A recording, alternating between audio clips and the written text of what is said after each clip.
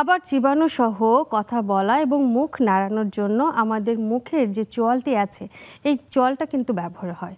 নানা রকম কারণে এই চোয়ালটা বন্ধ হয়ে যায়, হতে পারে অনেক রকম ব্যথা। কেন হয়, কি করবেন ব্যথা হলে? দর্শক, আজ পুরো অনুষ্ঠান জুড়ে কথা বলবো আমরা এই বিষয়ে। আমি ডাক্তার শারমিন জামান আপনাদের সবাইকে স্বাগত জানাচ্ছি নেক্সাস টেলিভিশনের প্রতিদিনের স্বাস্থ্য বিষয়ক আয়োজন কেমন আছেন অনুষ্ঠানে। দর্শক, চোয়ালের নানা রকম সমস্যা নিয়ে কথা বলার জন্য আজ আমাদের স্টুডিওতে আছেন একজন বিশেষজ্ঞ চিকিৎসক। আমাদের মাঝে আছেন অধ্যাপক ব্রিগেডিয়ার জেনারেল অবসরপ্রাপ্ত ডাক্তার Mohammad Abdur Rob, maxillofacial surgeon, memory dental ও maxillofacial surgery and implant centre. Sir, আপনাকে স্বাগত জানাচ্ছি আমাদের আজকের আয়োজনে। আসসালামু আলাইকুম। নেক্সাস টেলিভিশনের সমস্ত দর্শক শ্রোতাকেও আমার স্বাগতম। দর্শক, আপনারা কিন্তু সরাসরি যুক্ত থাকবেন আমাদের সাথে পুরো অনুষ্ঠান জুড়ে। স্ক্রিন যে নাম্বারটি দেওয়া আছে, সরাসরি প্রশ্ন করতে পারেন আমাদের বিশেষজ্ঞ চিকিৎসককে আপনার মুখের বা চোয়ালের নানা রকম সমস্যা নিয়ে। আর এই অনুষ্ঠানটি একই সাথে ফেসবুক লাইভ হচ্ছে, আপনারা চাইলে লাইক, কমেন্ট এবং শেয়ারের মাধ্যমে সরাসরি যুক্ত থাকতে পারবেন এবং কমেন্ট সেকশনে আপনারা প্রশ্নও করতে পারবেন আমাদের আজকে চোয়ালের যাদের সমস্যা হচ্ছে সেসব বিষয়ে। স্যার, চলে যায় আজকে আমাদের মূল অনুষ্ঠানে, যেখানে আমরা কথা বলবো স্যার আজকে চোয়ালে নানা রকম সমস্যা নিয়ে। আচ্ছা, চোয়ালটা বলতে তো আমরা মুখের অবয়বটাকে বুঝি, যে এই মুখের যে আমাদের চেহারা আকৃতিটা সেটা তো অনেকটা চোয়ালের উপরে নির্ভর করে। কিন্তু এই চোয়ালে অনেক সময় নানা রকমভাবে ব্যথা হয়। সেই কী কী কারণে ব্যথা হতে পারে বা কী কী সমস্যা হয় এই জয়েন্টটাতে, সেটা সম্পর্কে একটু জানবো। ধন্যবাদ। প্রথমে আমি বলছি, আমাদের মুখমণ্ডলে অনেকগুলো হাড়ের সমন্বয়ে মুখমণ্ডল গঠিত, উপর এবং মাথা এবং মুখমণ্ডল। আমরা চোয়াল বলতে আসলে আমরা দুটো চোয়াল বুঝি, উপরের চোয়াল এবং নিচের চোয়াল। নিচের চোয়ালটা একটি হাড় দ্বারা তৈরি হয় এবং উপরের চোয়ালটাও আরও একটি হাড় দ্বারা তৈরি হয়। এবং ওই দুই চোয়ালের মাঝে আমাদের অনেক বিভিন্ন স্ট্রাকচার থাকে। স্পেশালি আমাদের যে দাঁতগুলো, যে দ্বারা আমরা চিবিয়ে খাই, সেগুলোই উপর এবং নিচের চোয়ালে লাগানো থাকে। ছোটোবেলা থেকেই এভাবে বিভিন্নভাবে দাঁত পরিবর্তন হয়, চোয়ালের আস্তে আস্তে পরিবর্তন হয়, ছোট থেকে বড় হয়, ম্যাচুরিটি আস্তে আস্তে বড় হয়। তবে এই চোয়ালটা আমাদের সব সময় কাজে লাগে। স্পেশালি আপনি চিন্তা করেন, প্রথম আমরা কথা বলি, কথা বলার সময় আমরা চোয়াল নাড়াই, আমরা যখন খাওয়া দাওয়া করি তখন আমরা চোয়াল নাড়াই। মানে এটাই মেইন কাজ আমাদের চোয়ালের। এছাড়া আরও নানাবিধ কারণ আছে। তবে চোয়ালের ব্যথাটার বিভিন্ন ধরনের কারণে ব্যথা হতে পারে। একটা আমরা বলতে পারি যে ইনফেক্টিভ হতে পারে, নন ইনফেক্টিভ হতে পারে এবং আঘাতজনিত কারণে চোয়ালে ব্যথা করতে পারে। তবে আঘাতজনিত কারণ ছাড়া আমি যদি প্রথমে মনে করি যে নন ইনফেক্টিভ, যে অনেক কারণে আমাদের চোয়াল ব্যথা করতে পারে। যেমন আমরা খাবার সময় দিয়ে চাবাতে যে একটু অন্যভাবে খাই, তাহলে মুখে চোয়ালে ব্যথা লেগে চোয়ালে ব্যথা হতে পারে। আর সবচেয়ে কমন একটা জিনিস যেটা আমি বলবো এখন আমার দর্শক শ্রোতাদেরকে, যে একটা বয়সের কারণে, যেমন 18-19 বছর বয়সে অনেক সময় আমাদের যখন আক্কেল দাঁত যেটা বলি আমরা, উইজডম টিথ যখন উঠে, তখন এই ব্যথাটা প্রায় অনেকের ক্ষেত্রেই ব্যথাটা হয়। অনেকের ক্ষেত্রে অবশ্য ব্যথা অনুভব হয়ে যায়, বা অনেক ক্ষেত্রে অনেকে সাফার করে। এমনকি ওই ব্যথার সময় চোয়ালটা ফুলে যায়, চোয়াল হা করতে পারে না, অনেক ধরনের সমস্যা দেখা দেয়। এটা একটা অনেকটা খুবই গুরুত্বপূর্ণ কারণে ব্যথা হয়। এছাড়া জয়েন্টের সমস্যার কারণেও আমাদের টেম্পোরোম্যান্ডিবুলার জয়েন্ট যেটা বলি আমরা, এই জয়েন্টের সমস্যার কারণেও আমরা চোয়ালে এবং চোয়ালের আশেপাশে মাংসপেশিতে ব্যথা হতে পারে, ব্যথা হয় সাধারণত। স্যার, আমরা জয়েন্টের কথা যদি মনে করার চেষ্টা করি, তাহলে প্রথমে দেখি যে হাঁটুর যে জয়েন্টটা, এই জয়েন্টে বেশি ব্যথা হওয়ার সম্ভাবনা থাকে। তো নানা রকম কারণে এখানে অনেক সময় ফ্লুইড শুকিয়ে যায়, বা এখানে যদি ক্ষয় হয়ে যায় হাড়, সেসব ক্ষেত্রেও ব্যথা হয়। আবার অনেক সময় হাতের জয়েন্টে এই ধরনের সমস্যাগুলো হয়। সেক্ষেত্রে কি চোয়ালের যে জয়েন্টটা আছে এখানেও কি কোনো রকম সমস্যা হয়, যে হাড় ক্ষয় হয়ে যাওয়া, বা এখানে যে ফ্লুইড আছে সেটা হঠাৎ করে শুকিয়ে গেল, এরকম কোনো কারণ হতে পারে? হ্যাঁ, তা তো অবশ্যই হতে পারে। যেহেতু একটা জয়েন্ট যদি একটু স্পেশাল টাইপের জয়েন্ট, তারপরও অন্যান্য জয়েন্টের মতো যে ব্যথা সেগুলো এখানে হতে পারে, এবং আর্থ্রাইটিস সব ধরনেরই ডিজেনারেটিভ ডিজিজ এখানে হতে পারে। বাট এই জয়েন্টের একটু স্পেশালিটি আছে। এটা খেয়াল করে দেখতে পারবা যে আমাদের সমস্ত জয়েন্ট, আমাদের যে বলি অ্যাঙ্কেল জয়েন্ট, নি জয়েন্ট, সব জয়েন্টগুলি ডাবল দুটো করে আছে। এবং সবচেয়ে মজার বিষয় হলো, প্রত্যেকটা জয়েন্ট কিন্তু আলাদাভাবে আমরা মুভ করতে পারি। ছোট ছোট জয়েন্টও আমরা রিস্ট জয়েন্ট এক হাত রেখে আর এক হাত জয়েন্ট আমরা মুভ করতে পারি। কিন্তু এই একমাত্র টেম্পোরোম্যান্ডিবুলার জয়েন্ট যেটা আমাদের দুটো জয়েন্ট, কিন্তু দুটো জয়েন্ট ইন্ডিভিজুয়ালি মুভ করা সম্ভব নয়। আমাদের দুটো একবারেই মুভ করতে হয়, সাইমালটেনিয়াস মুভমেন্ট সবসময়। সেই জন্য সামান্যতম যদি একটু পরিবর্তন হয় একদিকের চোয়ালের জয়েন্টে, আমরা সাথে সাথে আমাদের চোয়ালে ব্যথা সৃষ্টি হওয়ার সম্ভাবনা থাকে। এই কারণেই এই ব্যথা ছাড়াও অন্যান্য জয়েন্টের সাথে একটা স্পেশালিটি এটাই, এই জয়েন্টে। আচ্ছা স্যার, অনেক সময় দেখা যায় যে খাওয়া যেহেতু আমাদের মুখের প্রধান কাজে আমরা জানি যে খাওয়া দাওয়া করা বা হচ্ছে চিবিয়ে খাওয়া, তো শক্ত খাবার খাওয়ার অনেকের অভ্যাস আছে যে একটু বড় ধরনের হাড় বা খুব ভাজা পোড়া কিছু অনেক চিবিয়ে খাচ্ছে, সেসব ক্ষেত্রে কি এই জয়েন্টে কোনো প্রভাব পড়তে পারে? তা অবশ্যই পারে। তো সমস্ত খাবার চিবিয়ে খাওয়ার সময় যে ব্যথা করবে তা নয়। অবশ্য এটাও ডিপেন্ড করে আমাদের বয়সের সাথে আমাদের দাঁতের গঠন কীরকম, আমাদের অনেকের চোয়াল গঠন কীরকম, আমাদের দাঁত মজবুত কিনা, এই ধরনের উপরে অনেক কিছু ডিপেন্ড করে। তাছাড়াও অবশ্যই একটু শক্ত খাবার খেলে অবশ্যই একটু কেয়ারফুলি যদি না খাই, সাডেনলি যদি কোনো শক্ত খাবারে আমরা কামড় দিই, তাহলে হঠাৎ করে আমাদের এই জয়েন্টে ব্যথা হতে পারে, দাঁতের ব্যথা হতে পারে। এই কারণে একটা অবশ্যই হতে পারে। মানে কামড় দেওয়ার সময় বা চিবানোর সময় একটু খেয়াল করে দিতে হবে যাতে এলোমেলো ভাবে কামড়টা না পড়ে। আপনি কথা বলে মাঝখানে একটা কারণ বলেছিলেন যে আক্কেল দাঁতের সমস্যা হলে অনেক সময় বা ওঠার সময় যখন হয়, এই আক্কেল দাঁতগুলো তো একদম আমাদের চোয়ালের শেষ অংশটায় থাকে, এটা যখন উঠবে এটা তো একটা স্বাভাবিকের গতি আছে যে সে তার মতনই উঠবে, কিন্তু সে কারণে যদি চোয়ালের ব্যথা হতে থাকে তখন কি করবে? এখন আমাদের এই আক্কেল দাঁতগুলো উইজডম টিথের একটা বয়স আছে। মেয়েদের ক্ষেত্রে একটু আর্লি 16-17 বছর থেকে 21-22 বছর, ছেলেদের একটু পরে 21-22 থেকে ইভেন অনেকের 25-26 বছর পর্যন্ত উঠতে পারে। তবে আইডিয়াল টাইমটা হলো 18 এবং 19 বছর বয়সে এটা উঠে নর্মাল উঠে থাকে। কিন্তু আমাদের যে কোনো কারণই হোক, আজকাল আমাদের দেশে বা অন্যান্য দেশেও যে আমাদের চোয়ালের যে সাইজটা, এই সাইজের সাথে দাঁতের যে অন্যান্য সবগুলো দাঁতের যে পরিমাণের সাইজটা যখন ডিসক্রিমিসি হয়ে যায়, অসামঞ্জস্য দেখা যায়, তখনই এই চোয়ালটা, এই দাঁতটা ঠিক মতো উঠে না, বা অর্ধেক উঠতে পারে অথবা বাঁকা হয়ে উঠতে পারে। এই সমস্ত কারণে যখন বাঁকা হয়ে উঠে তখন অর্ধেক উঠলে তখন খাবার জমে থাকে অথবা পরিষ্কার করতে সমস্যা হয়, তখনই হয়তো এখানে একটা পেরিকর্নাইটিস বলে একটা রোগ দেখা দেয়। এই কারণেই চোয়ালের ব্যথা হয় এবং ফুলে যায়। এটি অ্যাকচুয়ালি প্রধান কারণ এই আক্কেল দাঁতের সমস্যা হওয়াটার পিছনে। আচ্ছা, যদি ইনফেকশন হয় কোনো কারণে সেসব ক্ষেত্রে আসলে ব্যথাটাও হবে, তখন কি আক্কেল দাঁতটা ফেলে দিতে হবে নাকি এখানে শুধু ওষুধ খেলে ব্যথাটা? না, আমরা আক্কেল দাঁত সব ক্ষেত্রে ফেলার কথা বলি না, কারণ আমরা পেশেন্টকে তখন দেখি, অবজার্ভ করবি, তার বয়সটা দেখি, এবং আমরা ক্লিনিক্যালি আমরা মুখে দেখি দাঁতের পজিশনটা কি। যদি ক্লিনিক্যালি ঠিক মতো বোঝা না যায় তখন আমরা একটা এক্সরে সাহায্য নিই, ছোট একটা এক্সরে করলে আমরা বুঝতে পারি, অথবা আমরা অর্থোপেন্টোমোগ্রাম করে দুই চোয়াল একবারে দেখতে পারি, আমরা এই ওপিজি করে দেখতে পারি আমরা দাঁতের পজিশনটা কি। আমাদের মোটামুটি কনফার্ম হই যে পেশেন্টের কোনো অবস্ট্রাকশন নাই এবং দাঁতটা সঠিক লাইনে আছে, সোজা আছে এবং যথেষ্ট পরিমাণে স্পেস আছে এবং পেশেন্টের বয়সও আছে। সুতরাং আমরা ওয়েট করব। পেশেন্টের একাই সাধারণত এটা ব্যথা কমে যায়। সাধারণ একটু মেডিসিন ব্যবহার করে ব্যথা, পেশেন্ট একটু পরামর্শ দিলে কুড়িটি করবে, কমে যাওয়ার সম্ভাবনা থাকে। যদি কোনো কারণে যদি এটা কমে না যায় বা যদি বাঁকা থাকে, সেই ক্ষেত্রে আমরা বয়স বিবেচনা করে আমরা দাঁতেরটা তোলার সিদ্ধান্ত নিই, যাতে করে একটা তুলে ফেললে পেশেন্টের এই ব্যথাগুলো থাকবে না, কমে যাবে। তবে দাঁত তোলার ক্ষেত্রে তো সবার মাঝখানে একটা ভীতি কাজ করে যে দাঁত ফেলবো, দাঁত ফেললে নানা রকম সমস্যা হবে, চোখের সমস্যা হয়, মাথায় সমস্যা হয়, এই ধরনের প্রবাদ তো আছে আমাদের দেশে। সেক্ষেত্রে কি আক্কেল দাঁত তুলে ফেলে এই ধরনের সমস্যা হতে পারে? না, এরকম কোনো আসলে এটা একটা মিথ হিসেবে পরিচিত। দাঁত তুলে চোখের চোখ নষ্ট হয়ে যাবে বা দাঁত তুললে অন্যান্য সমস্যা হবে, মাথা ব্যথা করবে, এটা আসলে ঠিক নয়। আসলে দাঁত আমরা সবসময় তুলিও না। আমাদেরও ট্রিটমেন্টের ক্ষেত্রে আমরা বলি সর্বশেষ মানে চিকিৎসা হলো দাঁত তোলা আর কি। কিন্তু শুধু উইজডম টিথের ক্ষেত্রে, আক্কেল দাঁতের ক্ষেত্রে যখন আমাদের একটা সমস্যা সৃষ্টি করবে, সারা জীবন সমস্যা থাকার চেয়ে আমরা এই দাঁতটা তুলে ফেলে যদি আমরা ভালো থাকতে পারি, সেক্ষেত্রে আমরা দাঁত তোলাটা সাজেশন করবো। তবে এটা আসলে ভয়ের তেমন কোনো কারণ নেই। আজকাল বিভিন্ন সেন্টারেই দাঁতটা তোলা হয় এবং বেশ আন্তরিকভাবে যত্ন সহকারে দাঁত তোলা সম্ভব। পরবর্তীতে কোনো রকম সমস্যা হওয়ার কোনো সম্ভাবনাই নেই আসলে। তবে দাঁতটা ভালো জায়গাতে তুলতে হবে, যাতে কোনো এমন জায়গায় যেখানে যারা এক্সপার্ট এই ধরনের চিকিৎসাগুলো করে থাকেন তাদের কাছে আক্কেল দাঁত তোলা উচিত। কারণ নর্মাল দাঁত তুলতে গেলে, কোথাও তুলতে গেলে যদি সেখানে পরিষ্কার জীবাণুমুক্ত না থাকে, সেক্ষেত্রে পরবর্তীতে দাঁত তোলার পর ইনফেকশন হতে পারে, যেগুলো অনেক ক্ষতিকর অবস্থা হতে পারে। আচ্ছা, আপনি বললেন যে জীবাণুমুক্ত না থাকলে ইনফেকশন হওয়ার একটা সম্ভাবনা থাকে। দাঁতের চিকিৎসাগুলোর ক্ষেত্রে সবসময় আমরা জানি যে এটা খুব একটা স্পেশাল একটা ট্রিটমেন্ট, এখানে অনেক কিছু, অনেক দিক বিবেচনা করে চিকিৎসাটা নেওয়া উচিত। আপনি যদি একটু দর্শকদের উদ্দেশ্যে বলেন যে আসলে কি কি জিনিস খেয়াল করে একজন চিকিৎসকের শরণাপন্ন হওয়া উচিত, যে ইম্পর্টেন্ট ইস্যুগুলো, যে এই জিনিসগুলো থাকলে সে ওই চিকিৎসকের কাছে যাওয়াটা তার জন্য উপযুক্ত হবে। এখানে দুইটা বিষয় আছে। একটা হলো যে আমার দাঁতের বিভিন্ন ধরনের সমস্যা আছে, আমরা যে ধরনের সমস্যা সে ধরনের চিকিৎসকের যাব।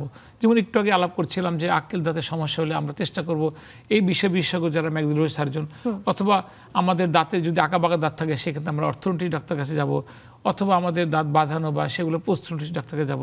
বাট এছাড়াও আমাদের সবচেয়ে যেটা আমার কাছে বেশি মনে হয় যে সমস্ত জায়গায় আমরা যাবো হসপিটাল, সে হসপিটালের পরিষ্কার পরিচ্ছন্নতা বা আমি খোঁজ নিয়ে দেখা উচিত আমার যেখানে জীবাণুমুক্ত পরিবেশ আছে কিনা, যন্ত্রপাতি তারা একই যন্ত্রপাতি বারবার ইউজ করে না করে কিনা, সেই ফ্যাসিলিটি না থাকলে সেখানে দাঁতের সামান্য দাঁত তোলা তো অনেক বড় সার্জারি, ছোটো করে চিকিৎসা এবং কি ফিলিংও করা উচিত না।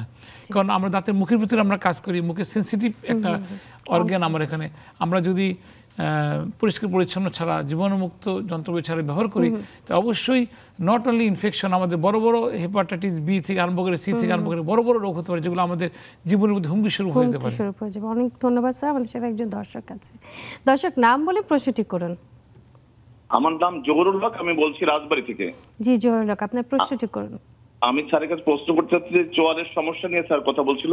জি। আমি বলতে চাচ্ছিলাম যে যদি এই ঠোঁট দেখাগুলো কথা বলার সময় অনবরত নড়াচড়া করে, এটা কি চোয়ালের কোনো সমস্যা বা এই জাতীয় কোনো রোগের কিনা নাকি? আচ্ছা, কথা বলার সময় ঠোঁট নড়ছে অনেক বেশি, অনেকক্ষণ দেখা যায় যে। জি আচ্ছা, ধন্যবাদ আপনাকে সুন্দর প্রশ্ন করার জন্য। আসলে ঠোঁট নড়ার অনেক কারণ আছে। প্রথমত যেটা প্রধান কারণ সেটা নিউরোলজিক্যাল সমস্যা, নার্ভাস সমস্যা যেটা বলি, সেটা অনেক সময় যেমন পার্কিনসন ডিজিজ থাকলে এটা হতে পারে অনেকের, বা এই ধরনের কোনো সমস্যা হতে পারে।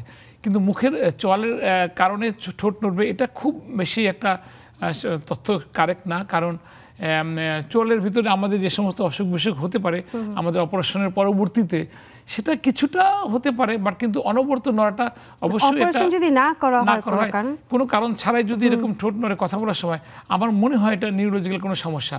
আমার মনে কোনো নিউরোলজিস্ট ডাক্তার কাছে গেলে মেডিসিনের শরণাপন্ন হওয়াটাই মানে উচিত এবং উপকার পাবেন, অবশ্যই উপকার পাবেন। এক্ষেত্রে আরেকটা প্রশ্ন একটু করি আপনাকে, যদিও আমরা কথা বলছিলাম যে চোয়ালের ব্যথা নিয়ে, কিন্তু চোয়ালের ব্যথাটা অনেকে সময় কানে না গিয়ে বা সাইডে না থেকে এটা অনেকে বলে যে এইদিকে সামনের দিকে ছড়িয়ে আসছে এবং তীব্র ব্যথা হয়ে ব্যথাটা আবার কমে যায়। এই সমস্যাটা অনেক রোগীরা আমাদের কাছে করেন, আসলে কেন হয় এই সমস্যাটা? এটা চোয়ালের কোনো স্বাভাবিক সমস্যা নয়, এটা একটা এই ধরনের সমস্যা যেটা আমি বুঝতে পারলাম সেটা আবার চলে যায়, এটা অবশ্যই একটা নিউরোলজিক্যাল সমস্যা। তো খুব সম্ভবত আমরা এটা এরকম সিম্পটম সাধারণত আমাদের ট্রাইজেমিনাল নিউরোলজি নামে একটা রোগ আছে, এই সমস্ত রোগের ক্ষেত্রে সাধারণত এই সমস্যাগুলো দেখা দেয়। এটা একটা আমাদের নার্ভের সমস্যা, এবং আমাদের মস্তিষ্কের ভিতরে যে একটা নার্ভ থাকে ট্রাইজেমিনাল নার্ভ, এখানে এই ওখান থেকেই এই সমস্যার সৃষ্টি হয়। এবং ওর সাথে আসলে এটা টেকনিক্যাল পয়েন্ট আলোচনা করলে যেটা আসলে রোগীরা আমার সাধারণ বুঝতে পারবে না, রোগীরা একটু বুঝতে পারবে যে এটা নার্ভের সমস্যা।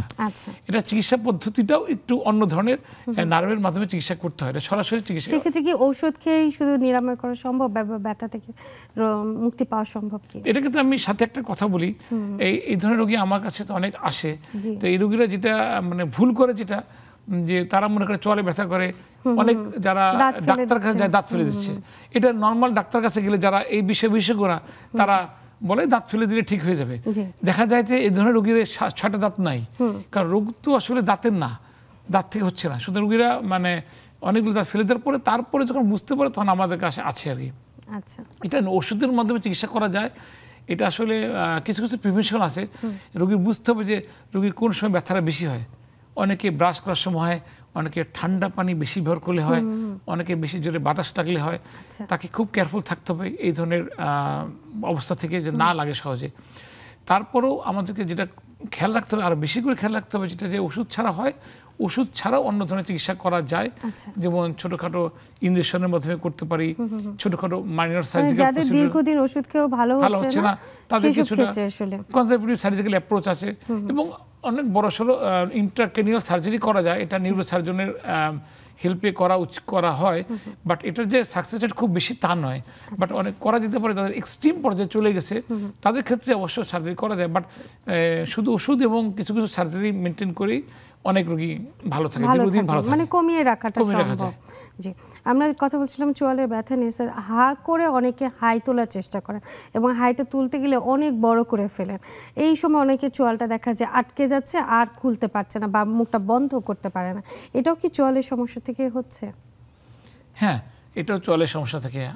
আমি একটু আগে বলেছিলাম যে আমাদের উপর এবং নিচের চোয়াল, নিচের চোয়ালটা যে জয়েন্টগুলো এটা লেগে থাকে উপরের আরেকটি হাড়ের সাথে, সেটাকে বলে টেম্পোরাল বোন। আর আমাদের নিচেটা তো ম্যান্ডিবুল, টেম্পোরো ম্যান্ডিবুলার জয়েন্ট।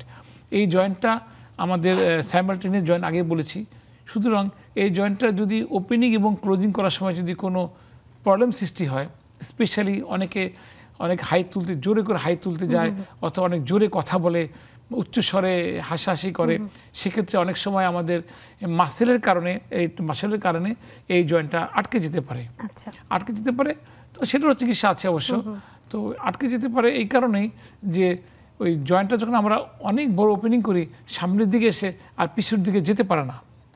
জয়েন্টটা সামনে আসার পরে পিছনের দিকে যে যখন বন্ধ করতে পারে না অনেক রোগীরা। এই কারণটা হলো যে তার মাংসপেশিগুলোর কোনো কারণে তার ইলাস্টিসিটিটা কমে যায়। কমে যাওয়ার জন্য আবার স্ব-অবস্থানে ফিরে যেতে পারে না। সেক্ষেত্রেও এটা আমাদেরকে চিকিৎসা পদ্ধতির মধ্যে আমরা করতে পারি। কি কি চিকিৎসা আসলে দেয়া যায় স্যার, সে বিষয়ে জানবো, কিন্তু একটা ছোট বিরতি এসে দর্শক সময় হয়ে গেলে ছোট্ট একটা বিরতি নিয়ে সাথেই থাকুন, ফিরছি কিছুক্ষণের মধ্যে।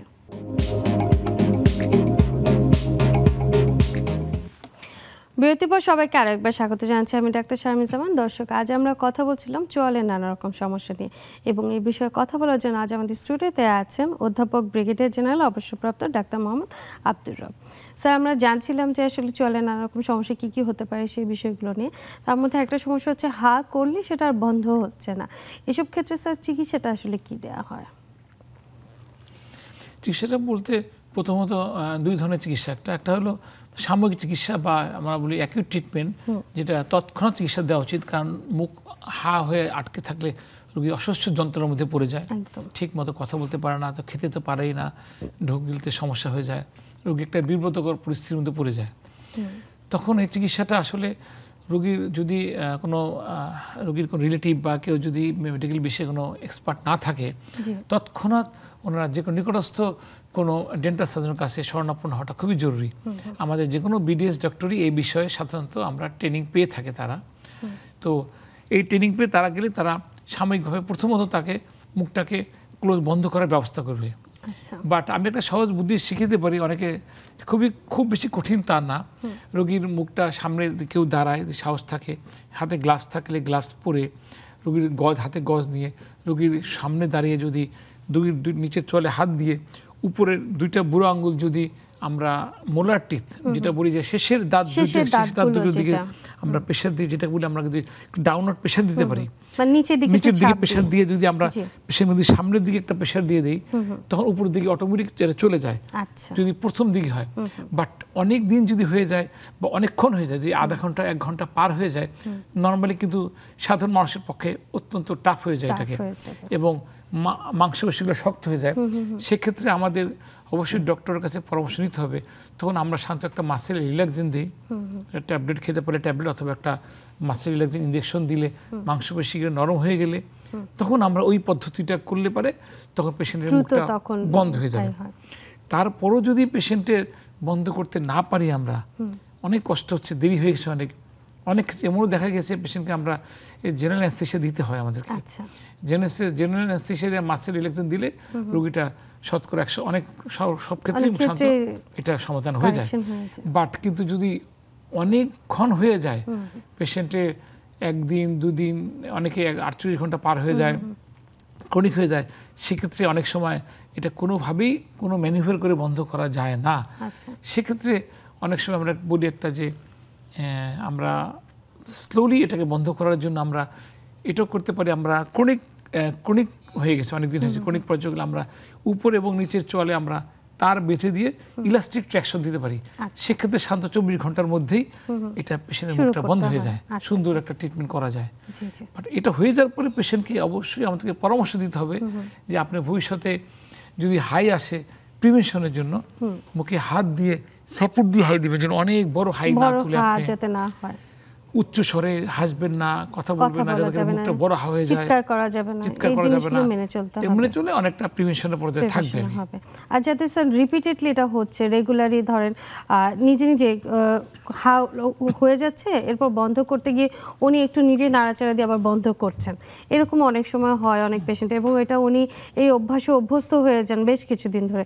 সেই ক্ষেত্রে স্যার চিকিৎসাটা কি হবে? হ্যাঁ, এটা একটা মজার বিষয় যে অনেক রোগীরা কিন্তু হতে হতে নিজেরাই রিডাকশন করতে পারে, নিজেরা কারেকশন করতে পারে, কিন্তু পেশেন্টের জন্য একটা সমস্যার বিষয় হয় যে আস্তে আস্তে এরকম দীর্ঘদিন চললে এই জয়েন্টের ব্যথা হতে পারে, জয়েন্টে আওয়াজ হতে পারে, যেটাকে আমরা ডাক্তারি ভাষায় বলি ক্লিকিং সাউন্ড।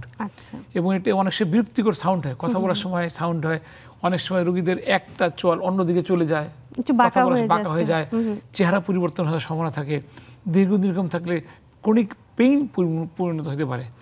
হ্যাঁ, সেটা পেশেন্টের জন্য খুবই ট্রাবলসাম, অনেক কষ্টের বিষয় হতে পারে। সেক্ষেত্রে অবশ্যই কিছুটা প্রিভেনশন করে নিতে হবে। ট্রিটমেন্ট করতে গেলে পেশেন্টকে আমরা একটা জিনিস করতে পারি, এক্সারসাইজ হিসেবে তাকে ট্রিটমেন্ট দিতে পারি। বিভিন্ন ধরনের মাসেল এক্সারসাইজ আছে, যেমন মাংসপেশির এক্সারসাইজ, যেটা একটা আমরা করতে পারি, যেটা শুধুমাত্র একটা সিম্পল এক্সারসাইজ। আমরা অনেক ধরনের এক্সারসাইজ আছে, এটা বই পুস্তক আছে বা ডাক্তার কাছে গেলেই রোগী সেটা পাবে। সহজ একটা এক্সারসাইজ হলো আমরা দিই এই হাত দিয়ে চোয়ালের মধ্যে চাপ দিই, টেবিল হাত থেকে চাপ দিই, করে আস্তে আস্তে করে হা করি। এটাকে বলে অ্যাকচুয়ালি গোল্ডফিশ এক্সারসাইজ বলে এটাকে। মানে মানে আস্তে আস্তে করে এটা এক্সারসাইজ, চোয়াল এক্সারসাইজ, মানে আস্তে আস্তে করে আমরা মুখটা সোজা এবং বন্ধ করি, তাহলে আমরা ডানে বামে যাবে না। চোয়ালটা সুন্দরভাবে হাতে সাপোর্ট দিলে এই চোয়ালের মাংসপেশিগুলো আছে যেগুলোকে, যেমন আমাদের কয়েকটা মাংসপেশি দ্বারা আমরা চোয়ালটা বন্ধ করি এবং খুলি, লিগামেন্ট মাসেল, এই মাসেলগুলো স্ট্রেংথেন করে ফেলে। এগুলো যখন স্ট্রেংথেন বা ইলাস্টিসিটি ঠিক হয়ে যায়, তখন এইগুলো আস্তে আস্তে অনেকটা কমে যায়, ইভেন আটকে যাবে না, ইভেন চোয়ালের ব্যথাটা, ক্লিকিং সাউন্ড, এগুলো অনেকগুলো কমে যায় আর কি। কিন্তু চোয়ালের হাড়টা আটকাচ্ছে না, তারপরে এক ধরনের শব্দ হয়, এই শব্দটা কেন হয় স্যার? হা করতে গেলে একটু ছোট হা করলে অনেকে বলে যে একটা শব্দ হচ্ছে, কট করে এই শব্দটা আসলে হয়, এটা ডাক্তার আমরা যে বলি জয়েন্টটা, আমাদের যে টেম্পোর জয়েন্টটা উপরে লেগে থাকে, এটা দুইটা একটা মাঝখানে লেগে থাকে, একটা মাঝখানে একটা ক্যাপসুল থাকে একটা আমাদের, এই ক্যাপসুলটার মাধ্যমে জড়ে থাকে। আমরা যখন হা করি তখন স্বাভাবিকভাবে ক্যাপসুলটা একটু গ্লিনোয়েড ফোসা যেটা বলি আমরা, যেখানে লেগে থাকে, যেমন উপরে চোয়ালের যেখানে থাকে, উপরে মানে টেম্পোরাল বোনে যেখানে থাকে, ওখান থেকে আস্তে করে নিচে চলে আসে। এবং নর্মাল মানুষের ক্ষেত্রে এবং আস্তে আস্তে করে এটা মানে বন্ধ হয়ে যাচ্ছে। কিন্তু অনেকের ক্ষেত্রে যেটা হয় কি, আস্তে করে যেতে পারে না ইলাস্টিসিটির কারণে, লাস্ট মনে সাডেনলি এটা স্লিপ করে চলে যায় ওখানে। এই স্লিপ করার সময় ওই ঘর্ষণ একটা আওয়াজ হয়, এটাই শব্দ। এই শব্দটা কারণে শব্দটা হয় আর কি। এটা কি কারেকশন করা সম্ভব? কারেকশন করা সম্ভব, অবশ্যই সম্ভব। যেটা বললাম যে পেশেন্টের অনেক ক্ষেত্রে দেখা যায় পেশেন্টের হ্যাবিচুয়াল কিছু কারেকশন করতে হবে, আমাদের হিস্ট্রি নিতে হবে, পেশেন্টের কোনো হ্যাবিট আছে কিনা। অনেকে নখ দিয়ে, দাঁত দিয়ে নখ কামড়ায়, টেলিফোনে বাঁকা হয়ে কথা বলে, অনেকে কলম কামড়ায়, পেন্সিল কামড়ায়, অভ্যাস থাকে, বা এরকম কারণ ছাড়া এরকম করে কিছুটা। এটা আবার একটু সাইকোলজিক্যাল, এটা পরে বলছি আমি। এই সমস্ত অভ্যাস থাকলে এই হ্যাবিটটা দূর করতে হবে আগে, অনেকটা কমে আসবে। তারপর আমরা যেটা আরেকটা বলেছি যে আরেকটা মেডিসিন, এক্সারসাইজ, এগুলো ছাড়া আমরা যেটা আরেকটা যেটা করতে পারি, অ্যানজিওলাইটিক ড্রাগ যেটা বললাম আর কি, পেশেন্টকে মাসেল রিল্যাক্সেশন ছাড়াও এক ধরনের স্পিন বানিয়ে দিতে পারি আমরা একটা। এটা ডক্টরের কাছে যেতে হবে, মুখে পড়তে হবে এটাকে। এটা আমরা একটা বুকের ছাপ নিয়ে উপরে চলে আমরা একটা ছোট একটা অ্যাক্রিলিক দ্বারা তৈরি হয়, একটা মেশিনের মধ্যে করা যায়। এটা একদিনের মধ্যে আমরা করতে পারি, কয়েক ঘন্টার মধ্যে তৈরি করা যায়। এটা তৈরি করে এটা পড়লে যেটা হয়, এটা পড়লে যখন কামড় দিবে তখন এই জয়েন্টের এখানে 1 মিলিমিটার বা 1.5 মিলিমিটার ফাঁকা থাকবে, আর কামড়টা ওখানে পড়বে না। আস্তে আস্তে আস্তে করে দীর্ঘদিন কয়েক মাস পড়লে, রাতে যদি পড়ে থাকে, তখন এটা ব্যথাটা আঘাত লাগবে না। আস্তে আস্তে আস্তে আস্তে শব্দটা কমে যাবে, ব্যথা কমে যাবে, সবগুলো কমে যায়, সব এই সমস্যাগুলো কমে যায়। স্যার, আপনি কথার মাঝখানে বললেন যে দাঁতে দাঁতে ঘর্ষণের কারণে অনেকেই দাঁত কিটমিট করার একটা অভ্যাস থাকে, বিশেষ করে রাতে ঘুমের মধ্যে অনেকে করেন, তাদেরও দেখা যায় জয়েন্টে অনেক বেশি ব্যথা হয়। সেই ক্ষেত্রে স্যার আসলে কারেকশন করবে কি করে? হ্যাঁ, এই দাঁত ঘর্ষণের কারণেও এটা আমি একটু আগে যেগুলো বলেছিলাম, ট্রিটমেন্ট অনেকটা একই ধরনের, দেখি যেক্ষেত্রে আসলে ঘুমিয়ে থাকে তো বেশি নিজেও বুঝতে পারে না যে আমি কখন কামড়াচ্ছি, শুধু পাশে যে থাকে সে বুঝতে পারে দাঁত কামড়াচ্ছে আর কি। সেক্ষেত্রে অবশ্যই তাকে ট্রিটমেন্ট যে দেখা যায়, এমন হয় অনেক ঘর্ষণ বেশি পরিমাণে হয়ে গেলে শুধু জয়েন্টের ব্যথা না, দাঁতের উপর এবং নিচে দাঁত কিন্তু অনেকখানি এনামেল ক্ষয় হয়ে যায়, যেটা দাঁতের আউটার বাইরের আবরণটা ক্ষয় হয়ে যায়। এটা ক্ষয়ের কারণে পেশেন্টের যে সমস্যাটা হয় যে পেশেন্টের সেন্সিটিভিটি দাঁত হয়ে যায়, এটা একটা বিশাল সমস্যার বিষয়, দাঁতে শিরশির করা শুরু হয়ে বেড়ে যায়। সুতরাং জয়েন্টের ব্যথা তো আছেই। তো সেক্ষেত্রে আমরা একটা ধরনের এখানে তো আমরা স্প্রিন দিতে পারি, নিচের চোয়াল উপরে চলে দিই, স্প্রিন দেই, টিথ গার্ড দিতে পারি আমরা। টিথ গার্ড অভ্যাস করতে করতে অনেক দিন ধরে যদি আমরা টিথ গার্ড দিই তাহলে পেশেন্টের জয়েন্টের একটা পরিবর্তন আসে। তখন আর পেশেন্ট সহজেই একটু মানে দাঁত কিরমির করবে না। আর এক্সারসাইজটা কিন্তু আছে সাথে, এক্সারসাইজ কিন্তু সব ক্ষেত্রেই লাগে, করতেই হবে। এটা করতে এক্সারসাইজ করলে পরে চোয়ালের গঠনে, চোয়ালের মাসেলের যদি পরিবর্তন হয় তাহলে মুখমণ্ডলের কামড়ের পরিবর্তন আসবে, অবশ্যই আসবে। সেক্ষেত্রে সহজ হবে, তার এই যে ব্যথাটা কমানোটাই আসলে সম্ভব হয়। কিন্তু স্যার আমাদের এই যে মুখের যে চোয়ালের যে গঠনটা সেটা এবং কান দুটোই খুব কাছাকাছি, একদম ক্লোজ। কারণ যদি কানে সমস্যা হয় সেক্ষেত্রে তো ব্যথা দিয়ে শুরু হয়, তাহলে চোয়ালের ব্যথা এবং কানের ব্যথা দুটোকে একসাথে মানে আলাদা কি করা সম্ভব, নাকি দুটো ব্যথা একই রকমই হয়? হ্যাঁ, অবশ্যই একটা সুন্দর প্রশ্ন। আমাদের দেশের রোগীরা বিশেষ করে এই ধরনের সমস্যা ভোগার পরে তারা কার কাছে যাবে একটুখানি প্রথমে একটু মানে দ্বিধাদ্বন্দ্বে ভুগে। তো ম্যাক্সিমাম ক্ষেত্রে আমি দেখি তারা মানে নাক কান গলার কাছে আগে যায়, কানে ব্যথা দিয়ে। ইভেন কানের ব্যথা একটু আগে আলাপ করছিলাম যে আমরা যে এই যে আক্কেল দাঁতের প্রবলেমটা, উপরে এবং নিচের চোলে আক্কেল দাঁতের প্রবলেম হলেও, সমস্যা হলেও, আমরা নিচের দাঁতের ব্যাপারে আলোচনা করছিলাম আক্কেল দাঁতের ক্ষেত্রে। উপরের দাঁতের ক্ষেত্রে ব্যথা হলে কানের ব্যথাটা বেশি হয়, নিচের চোলের ক্ষেত্রে ব্যথা হওয়ার সম্ভাবনা আছে আক্কেল দাঁতে। এছাড়াও যদি আমরা টেম্পোরোম্যান্ডিবুলার জয়েন্ট যেটা আলোচনা করছিলাম, এখানে যদি কোনো সমস্যা হয় কানে অবশ্যই খুবই ক্লোজ, কানে ব্যথা নিয়েই রোগী অনেক সময় আসে। তো সেক্ষেত্রে আমি যেটা বলবো যে কানের ডাক্তার গেলে আপত্তি নাই, অবশ্যই যাবে, চেক আপ করে নিয়ে আসে যে কানের কোনো সমস্যা নাই। তবে আমাদের অবশ্য ডাক্তাররা অনেক ক্ষেত্রে রেফার করে দেয় ম্যাক্সিলোফেশিয়াল সার্জারি বিশেষজ্ঞ অথবা ডেন্টাল সার্জনের কাছে রেফার করে।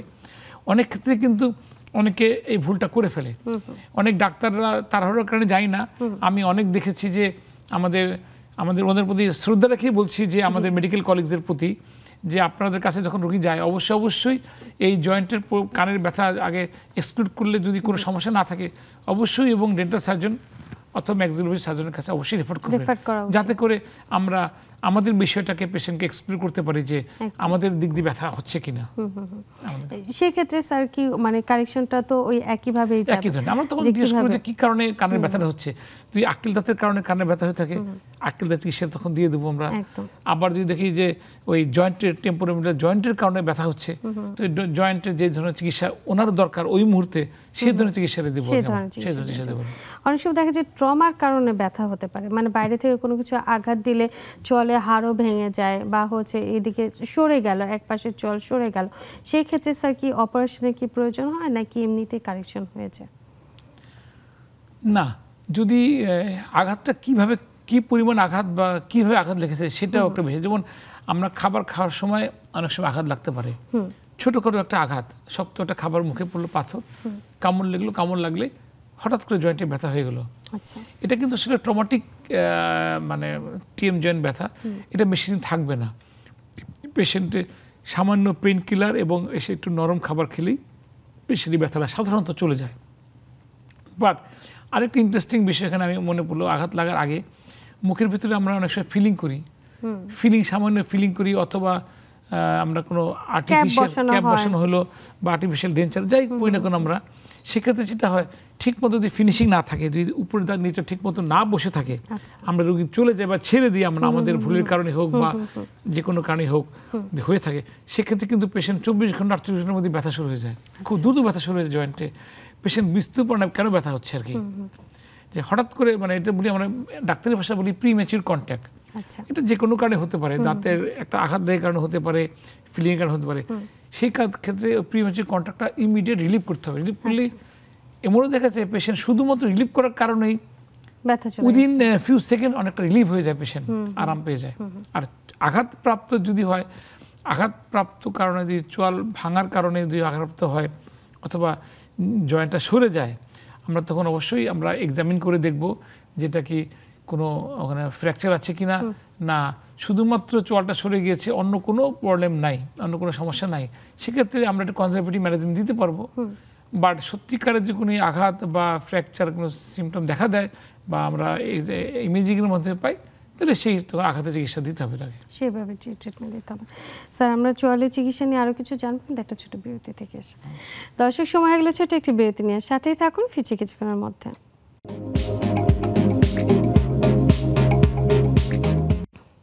বিরতির পর সবাইকে আরও একবার স্বাগত জানাচ্ছি। দর্শক আমি ডাক্তার শারমিন জামান। আজ কথা বলছিলাম আমরা চোয়ালে নানা রকম সমস্যা নিয়ে, এবং এই বিষয়ে কথা বলার জন্য আমাদের সাথে আজকে আছেন অধ্যাপক ব্রিগেডিয়ার জেনারেল অবসরপ্রাপ্ত ডাক্তার মোহাম্মদ আব্দুর রব। আমরা বিরতিতে যাবার আগে স্যার চিকিৎসা সম্পর্কে জানলাম, এবং ভেঙে গেলেও তার অপারেশন করে সম্ভব হয়, কিন্তু সেক্ষেত্রে কি স্যার এই চোয়ালের যে গঠনটা সেটা কি আগের মতন হয়ে যাওয়া সম্ভব হয়? হ্যাঁ, সঠিক চিকিৎসা সঠিক সময় এবং সঠিকভাবে চিকিৎসা করলে মোটামুটি আগের যে ফর্ম সেভাবে আমরা তার স্ট্রাকচার যেটা বলি গঠনটা আমরা ফিরিয়ে আনতে পারি। তবে এখানে প্রথম যেটা বললাম যে সঠিক সময় চিকিৎসা এবং সঠিক পদ্ধতিতে এবং সঠিক জায়গায় চিকিৎসা করতে হবে। আমরা চিকিৎসাটা অনেক সময় আমরা এমন জায়গায় যাই সঠিক চিকিৎসা পাই না, আমরা সেক্ষেত্রে গঠনের পরিবর্তন বুঝতে পারি না। যেটা আগেও আমি গত একটা অনুষ্ঠানে বলেছিলাম যে অনেক রোগীরা প্রথমত ভর্তি হওয়ার পরে অন্যান্য রোগ নিয়ে থাকে, মুখে আঘাত পেলাম কিনা আমরা, মুখের আঘাতটা গুরুত্বটা প্রায়োরিটি অনেক কম দেওয়া হয়, যার জন্য আমাদের কাছে রোগীটা রেফার হয়ে আসে অনেক অনেক পরে। তখন আমরা চিকিৎসা করতে গেলে আমরা নিজেরাই একটু সমস্যায় পড়ে যাই।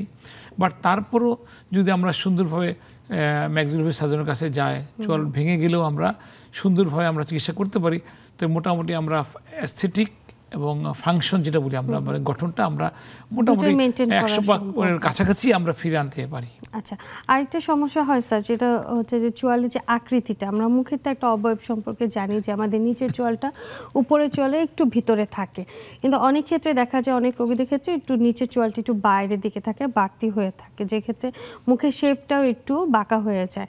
এক্ষেত্রে কি স্যার এই সমস্যাটা কি চোয়ালের উপর কোনোভাবে প্রভাব ফেলে? হ্যাঁ, অবশ্যই চোয়ালে হবে।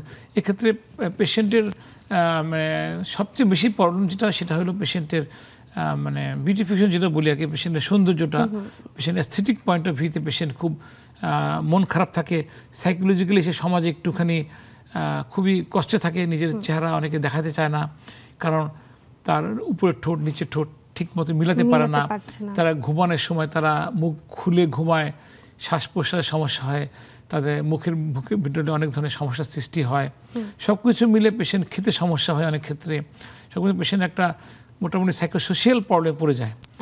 সেক্ষেত্রে পেশেন্টের এই সমস্যাটাই মুখ্য হয়ে দেখা দেয় পেশেন্টের জন্য আর কি। আচ্ছা, সেক্ষেত্রে স্যার চিকিৎসাটা আসলে কিভাবে করা? পেশেন্টের চিকিৎসাটা অবশ্যই এক্ষেত্রে যদি সামান্য সমস্যা হয়, যদি পুরো চোয়ালের পরিবর্তন না হয়, শুধু দাঁতের পরিবর্তন থাকে একটুখানি, সেক্ষেত্রে শুধু অর্থোডন্টিস্ট, আমাদের ডেন্টালের মধ্যে অর্থোডন্টিস্ট যারা, তারা বাংলাদেশে অনেক অর্থোডন্টিস্ট আছে, কোয়ালিফাইড আছে, তাদের কাছে দাঁতের চিকিৎসা করতে পারবেন। কিন্তু যদি এই আকৃতি গঠনটা যদি এই পরিমাণ বেশি হয়ে যায় যে চোয়ালটাই বাড়তি হয়ে যায়, উপরে চলে নিচে চলে অসামঞ্জস্য দেখা দেয়, সেক্ষেত্রে শুধু দাঁতের চিকিৎসার মাধ্যমে হবে না, সেক্ষেত্রে সার্জিক্যাল কারেকশন লাগবে। অপারেশনের মাধ্যমে আমাদের দেশেও অর্থোগোনিক সার্জারি করে এমন ডাক্তারও বেশ কয়েকজন ডাক্তার আছেন, তারা অর্থোগোনিক সার্জারির মাধ্যমে বেশ ভালো ডাক্তার, তারা অনেক ওয়েল ট্রেইন ডাক্তার, বেশ কিছু ডাক্তার বাংলাদেশে অলরেডি তারা কাজ করছেন, তারা এই বিষয়ে তারা অপারেশনের মাধ্যমে চিকিৎসা করতে পারবেন। সেক্ষেত্রে উপরের চোয়ালটা এবং নিচের চোয়ালটাকে, যে চোয়ালটা বড় সেটা ছোট করতে পারবেন, যেটা ছোট সেটা বড় করতে পারবেন, সেই দুইটা উপরে নিচে আকৃতির দিকটা অনেকটা পরিবর্তন করে মোটামুটি তারা অনেকটা নরমাল আকৃতি দিতে পারবেন। এটা স্যার কত বছর বয়সে আসলে করাটা সম্ভব? বয়সের কি কোনো একটা ব্যাপার আছে? বয়সের একটু আছে, কারণ সাধারণত দাঁতের যখন গঠন, আমাদের মুখমণ্ডলের আমাদের হাড়ের গঠনটা শেষ হওয়ার পরেই এই ধরনের চিকিৎসা করা উচিত। সাধারণত 18 বছর বয়সে গঠনটা হয়, 18 বছর পরেই সাধারণত এই চিকিৎসাটা করাটা যুক্তিসঙ্গত। 18, 19, 20 যখন করে তখন। এবং চিকিৎসাটা নেওয়ার পরে আপনি বলছেন যে চোয়ালের যে আকৃতিটা আছে ওটা সামঞ্জস্য করে তারপরে ওনারা চিকিৎসাটা করেন, সেক্ষেত্রে পরবর্তীতে কি আবার এটা পরিবর্তন হয়ে যাওয়া বা অন্য কোনো সমস্যা কি হতে পারে?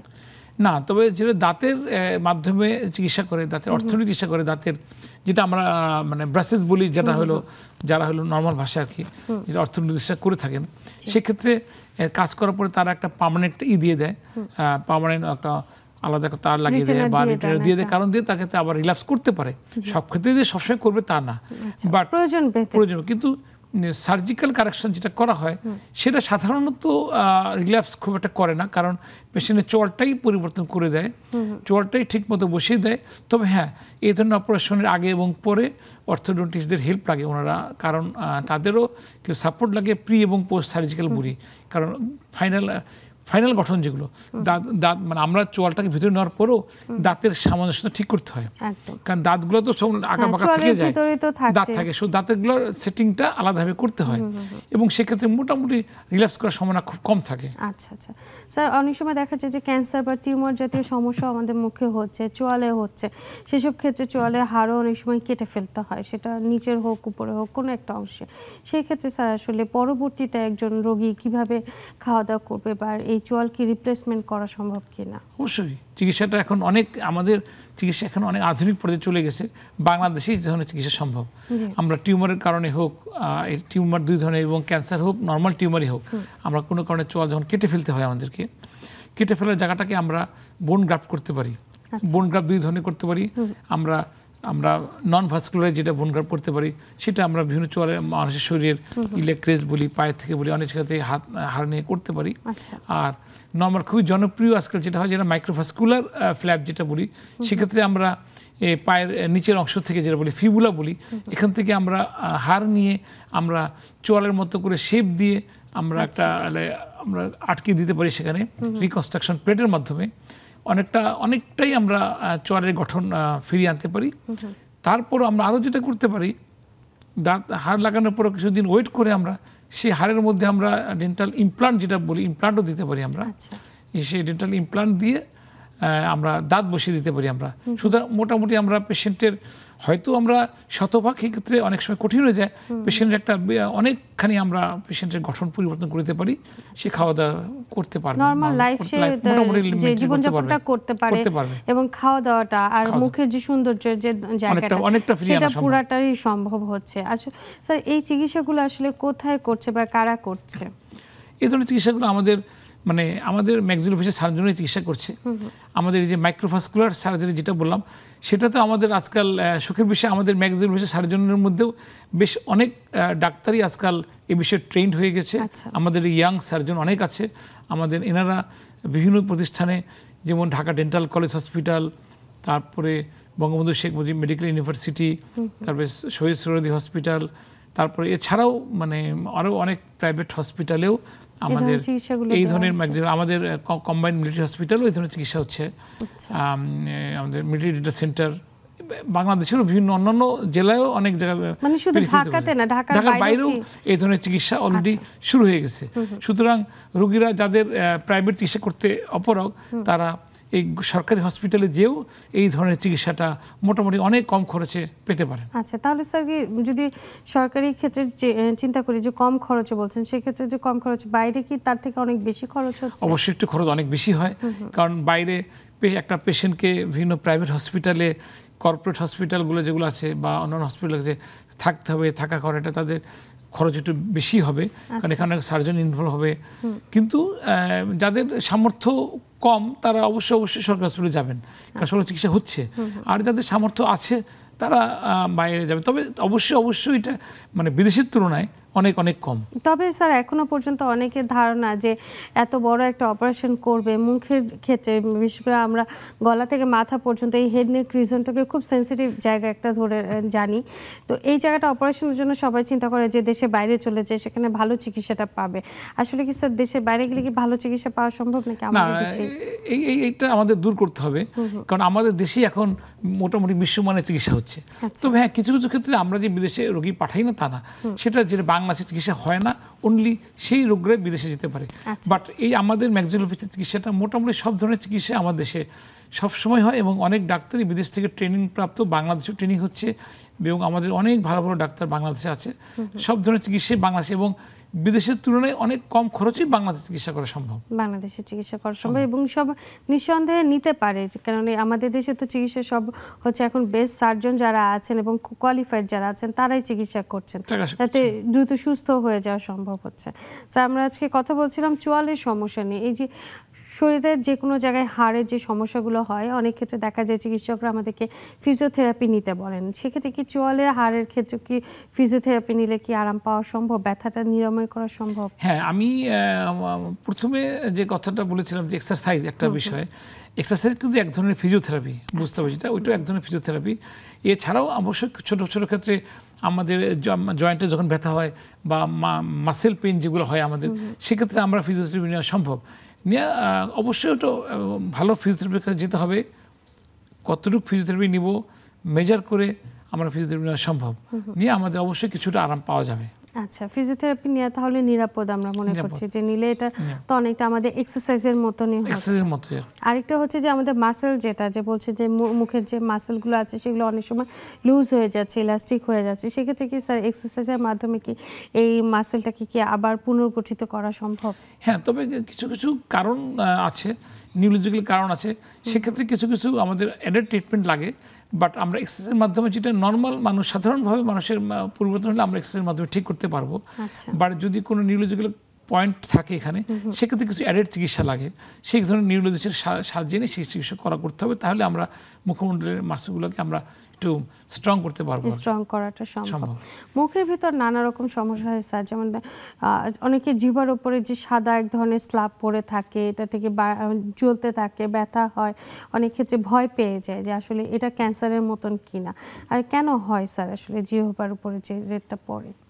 জিহ্বার প্রতি আসলে আমাদের এটা নর্মাল, আমাদের দাঁত ও মুখের যত্নটা যদি সঠিকভাবে আমরা করি তাহলে এইটা পড়ার সময় খুবই কম থাকে আর কি।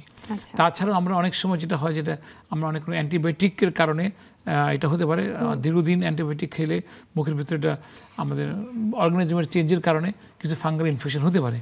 এই ফাঙ্গালের কারণে যদি আমাদের মুখে প্রলেপ পড়ে যায়, সেক্ষেত্রে চিকিৎসা খুব একটা কঠিন চিকিৎসা না। আমরা প্রথমত আমরা টাং ক্লিনার দিয়ে বা ব্রাশ দিয়ে অথবা হাত দিয়ে আমরা জিহ্বাটা পরিষ্কার করব। আর অবশ্যই ডাক্তারের শরণাপন্ন পারলে হবো, আমরা অ্যান্টিফাঙ্গাল ওষুধ দিলে পারি, ম্যাক্সিমাম ক্ষেত্রে এটা ভালো হয়ে যায়। মুখের ক্যান্সার সম্পর্কে অনেকেই জানেন এবং এটা সবাই খুব ভয় হিসেবেই নেয় যে ভয়ঙ্কর একটা ব্যাপার, মুখে যখন ক্যান্সার হয় সেই জায়গাটা অনেক সময় কেটে ফেলতে হয়, যেটা কথা বলছিলাম স্যার, চলো কেটে ফেলা লাগতে পারে। এই ক্যান্সারটা যাতে না হয় এর জন্য কি পূর্বাভাস হিসেবে কি কোনো লক্ষণ দেখা দিতে পারে যে ক্যান্সার হওয়া আগের যে মুহূর্তটা? হ্যাঁ, অবশ্যই। আমাদের স্পেশালি আমাদের যাদের বয়স বেশি, যদিও ক্যান্সার কম বয়সে হতে পারে, তো সাধারণত মুখের ক্যান্সারগুলো 50 বছর 40 বছরের পরই হয়। সবার ক্ষেত্রেই আমাদের দাঁত মুখ যদি আমরা যত্ন করি, আমরা দাঁতের যদি কোনো আমরা ফিলিং করি, শুধু ভালো জায়গায় ফিলিং করব আমরা, যাতে কোনো ক্রনিক ট্রমা না হয়, কোনো ভাঙা দাঁত মুখে থাকে, সেগুলো অবশ্যই চিকিৎসা করিয়ে নিতে হবে। আর সর্বোপরি আমাদেরকে যেটা হলো যে আমাদের যেটা গতবারও বলেছিলাম, আমাদের প্রিভেনশনের দিকে যেতে হবে আমাদেরকে। আমরা অবশ্যই পান সিগারেট থেকে দূরে থাকবো, এগুলো থেকে দূরে থাকলে অন্যান্য অ্যালকোহল থেকে দূরে থাকতে হবে। আর তারপরে যদি মুখে যদি কোনো সময় আমরা কোনো পরিবর্তন দেখি, মুখে ঘা হচ্ছে, এক জায়গায় বারবার ঘা হচ্ছে বা ঘাটা যাচ্ছে না, 3 সপ্তাহ হয়ে গেছে ঘা থাকতেছে, কোনো একটা অ্যাবনর্মাল ফিলিং যদি পেশেন্ট অস্বাভাবিক মনে করে, তাহলে অবশ্যই ডাক্তারের শরণাপন্ন হতে হবে। আমরা ডাক্তার তখন দেখে ডিসিশন নেবে যে পেশেন্টের এটা কি ক্যান্সার লক্ষণ কিনা, বায়োপসি করতে হবে কিনা, সে ডাক্তারের সিদ্ধান্ত নেবে। ঠিক আছে স্যার। আর এই ক্ষেত্রেটা দেখা যাচ্ছে অনেকের মুখে ঘা হয় মাঝে মাঝে, যে ঘাগুলো আবার ভালো হয়ে যাচ্ছে আবার হচ্ছে, কিন্তু কিছু ঘা আছে গালের 2 পাশে হয় এবং দেখা যায় সাদা সাদা কিছু আবরণ থাকে, প্রচণ্ড জ্বলা-পোড়া নিয়ে আসে এই রোগীগুলো, এবং দেখা যায় কিছুদিন পরপরই ওষুধ দেওয়ার পরে ভালো হয়ে যাচ্ছে আবার হচ্ছে। এটা আসলে কী ধরনের সমস্যা হবে স্যার? এটা কি কখনো ভালো হয়ে যেতে পারে? না, এটা আসলে মানে মুখের এক ধরনের প্রদাহ ঘা, যেটাকে আমরা বলি হোয়াইট লিশন বলতে পারি আমরা, সাদা সাদা ঘাগুলো। এছাড়া অনেক ধরনের ঘা হয়। তো হোয়াইট লিশনগুলো সাধারণত বিভিন্ন ধরনের হোয়াইট লিশন হতে পারে, যেমন আমরা বলি ডাক্তারি ভাষায় লাইকেন প্লাস লিউকোপ্লাকিয়া। এগুলো মুখ অনেক জ্বলে, সাধারণ খাবার খেতে গেলে জ্বলে, ঝাল খাবার তো খাওয়া যায় না, নর্মাল খাবার খেতে জ্বলে। সেক্ষেত্রে আমাদের খেয়াল রাখতে হবে যেটা কিছু সিমটম, এটা কেন হচ্ছে, পেশেন্টের কোনো হ্যাবিট আছে কিনা। পেশেন্ট হ্যাবিটগুলো পরিবর্তন করে ফেলার চেষ্টা করতে হবে আমাদেরকে। হ্যাবিট পরিবর্তন করার পরেও যদি ঘা থেকে যায়, সেক্ষেত্রে কিছু মেডিকেশন লাগে, আমাদের ডাক্তার কাছে আসতে হবে, আমাদের চিকিৎসা দিব। এগুলো অনেক ক্ষেত্রে ভালো হয়ে যায়।